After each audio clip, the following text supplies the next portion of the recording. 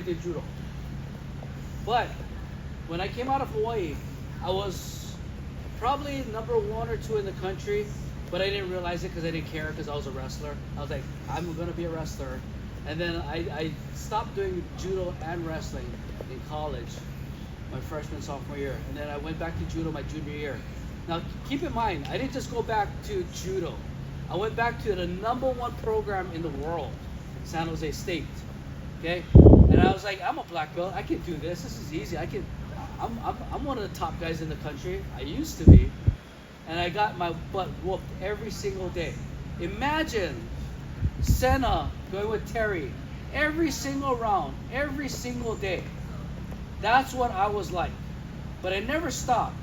We'll give you 2 examples, 2 people in my life that shaped me into who I am in my later life. The first one, his name is Keith Nakasone. Keith Nakasone is now the head coach for San Jose State. When he was doing the Olympics, that was 1980 to 84, he would come back to Hawaii and run us through a very rigorous program. I wanted to cry, but you know what? All my friends, they were suffering right there with me. Same here. We're all suffering together. So what makes you so special? Okay? Why should you relax and everybody else suffers? Everybody's trying to get better. Okay? So that's number 1. The second person, his name is Ando Sensei from Hiroshima. Every year, my sensei, which is Yoshu Chida, passed away, but he passed away at 10th degree. He brought in Ando Sensei from Japan for 1 month. And that was the month of the Collegiate Nationals, which is in March. And back then, well, Collegiate Nationals is really hard now, but it was harder back then because there was no like novice, brown belt. Hey, if you're in college, you fight college. Okay? So every day we'd wake up at 4 a.m. and we'd work out till 6 o'clock. Get breakfast, go to school, and then after school at 3:30, we'd have practice again.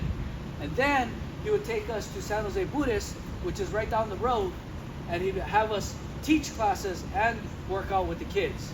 So imagine having almost 6 to 7 hours a day on the mat of intensity. Okay? I'm not trying to brag. I'm not. What I'm telling you is you don't know what your best is until you can't do it, and then you go farther. Okay? So when I'm telling you to do all these exercises, I expect 100%. Now, Isaac's 100% looks a lot different than Bo's 100%. Isaac looks better.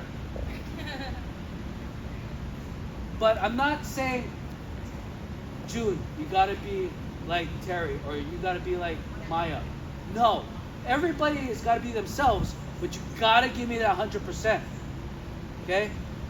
It's not fair that everybody else is working hard 100% and you're just cruising around. Okay?